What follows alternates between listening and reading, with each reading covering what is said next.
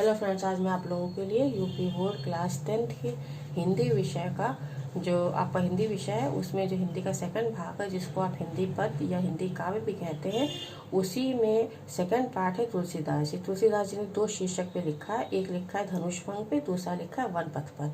तो आज मैं आपके लिए वन पथ पर जो शीर्षक है उसी के अंतर्गत एक सवैया वो लेकर के मैं आई हूँ। ये आपका तीसरा सवैया है जिसके बारे में आपको बता रही हूँ और आपको इसमें संदर्भ, प्रसंग, व्याख्या, काव्यगत सौंदर्य के बारे में आपको बताऊंगी।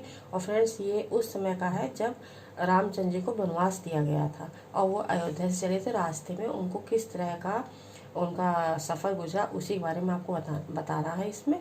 ठीक है, तो आपका जो सवैया वो ये है। रानी में जानी महा पविपाहन तो है तो कठोर हियो है, राजो काज आकाज न जान्यो, कहियो तिये को जिन कान कियो है, ऐसी मनोहर मूर्ति ये बिछुड़े कैसे प्रीतम लोग जियो है, आखिन में सखी राघवे जोग इन्हें किम के वनवास दियो है। ये आपका सवैया है और आपको इसके बाद में संदर्भ लिखना है, प्रसंग लिखना है और व्याख्या और काव्य सौंदर्य लिखना है, क्योंकि काव्य सौंदर्य के बिना आपका पद्यांश कंप्लीट नहीं होता है। ठीक है, तो आपको संदर्भ में लिखना है प्रस्तुत पद हमारी हिंदी की पाठ्य पुस्तक के काव्य खंड के वन पथ पर शीर्षक कविता से अवतरित है। यह रचना महाकवि तुलसीदास के द्वारा रचित कवितावली से संकलित है। तो ये आपका जो है मैंने रेड पेन से कर दिया काव्य खंड वन पथ पर और कवितावली में आपको इन्वर्टेड कॉमा लगा दिया। तो फ्रेंड्स, आप इसको एग्जाम में ब्लैक पेन से भी कर सकते हैं, कोई आप लोग ब्लैक पेन यूज़ करते हैं, ब्लैक और ब्लू, तो और या आप इन्वर्टेड कॉमा कर सकते हैं या आप अंडरलाइन कर सकते हैं। ठीक है, इसके बाद आपको लिखना है प्रसंग। प्रसंग में लिखना है प्रस्तुत पंक्तियों में कवि ने ग्रामीण स्त्रियों के द्वारा केकई और राजा दशरथ की निष्ठुरता पर व्यक्त प्रतिक्रिया का सजीव चित्रण किया है। तो इसमें राजा दशरथ ने इनको वनवास किस तरह से दिया, क्यों दिया, इसके बारे में आपको इसमें बताना। उसी के विषय में वहाँ पे जो रास्ते में स्त्रियाँ मिली वो बातचीत कर रही हैं। तो आपको व्याख्या जो लिखनी है उसमें व्याख्या में आपको इस जो आपका सवैया इसकी व्याख्या यहाँ से शुरू होगी। आपकी व्याख्या लिखना है, व्याख्या के हेडिंग डालिए, फिर आप लिखना शुरू करिए। वन गमन के समय, मतलब गमन माने जाते हुए, वन गमन के समय रास्ते में ग्रामीण स्त्रियां श्री राम, सीता और लक्ष्मण जी की ओर देखती हैं। उनके सौंदर्य को देखकर विस्मित हो उठती हैं। विस्मय आश्चर्य, विस्मित के अर्थ होता है आश्चर्य। उन्हें पता चलता है कि वे किसी राजा के राजकुमार हैं जिन्हें राजा ने वनवास दे दिया है। पूर्ण विराम। तब एक स्त्री अपनी सखियों से कहती है, हे सखी संबोधन चिन्ह, मैं समझती हूँ कि वह रानी जिसने इन्हें वनवास दिलाया है महा अज्ञानिनी होगी, मतलब जानकार नहीं होगी, अज्ञानी होगी। निश्चित ही उसका हृदय वज्र, वज्र माने पत्थर,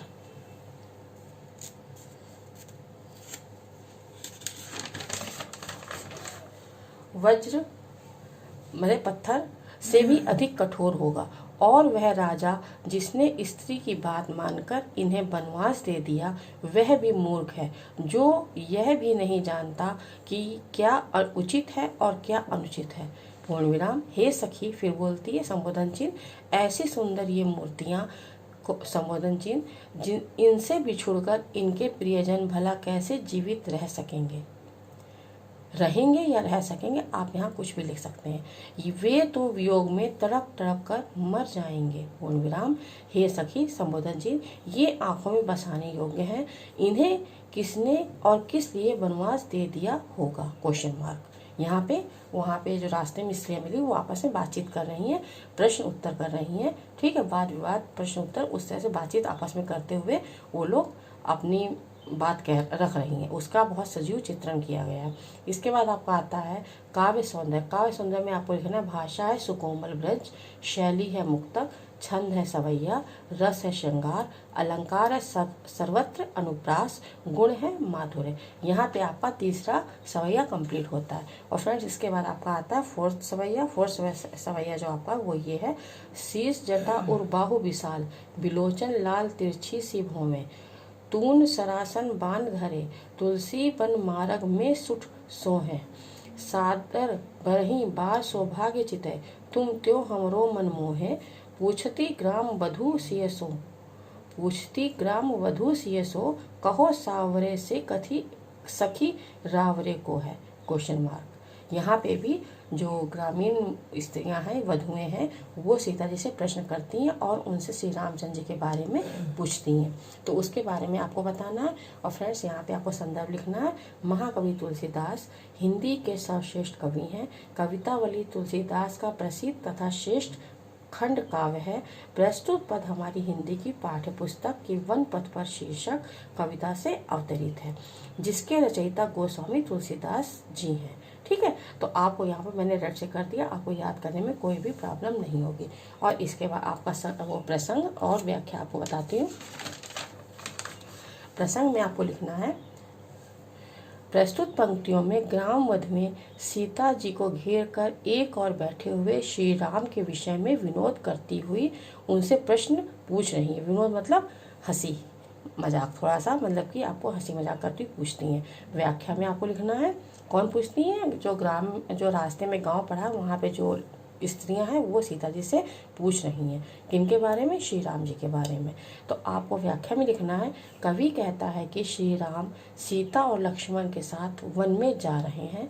मार्ग में एक गांव के पास से गुजरते हैं। ग्रामीण स्त्रियां इन्हें देखकर मुग्ध हो जाती हैं। मुग्ध मतलब एकदम उनके ऊपर मुग्ध होना, मंत्र मुग्ध होना, उनको देखते ही रह जाना, मुग्ध हो जाती हैं। एक स्त्री सीता जी से पूछती है जैसा कि हे सखी, संबोधन चिन्ह, ये श्याम रंग के कुमार कैसे सुंदर हैं। इनके सिर पर जटाएं हैं, इनका वक्ष स्थल तथा भुजाएं विशाल हैं, लाल लाल इनकी आंखें तिरछी भौवें हैं, ये तरकस धनुष तथा बाण धारण किए हुए हैं। यहाँ पे आपका वक्ष स्थल आएगा, धारण किए हुए हैं तथा वन के मार्ग में अति सुंदर शोभायमान है। इनका वक्ष स्थल तथा भुजाएं विशाल हैं, लाल लाल इनकी आंखें तिरछी भौवें हैं, ये तरकस धनुष तथा बाण धारण किए हुए हैं तथा वन के मार्ग में अति सुंदर शोभायमान है। ये रामचंद्र जी के बारे में, उनकी सुंदरता के बारे में वहाँ ग्रामीण स्त्रियाँ जो हैं वो सीता जी से पूछ रही हैं।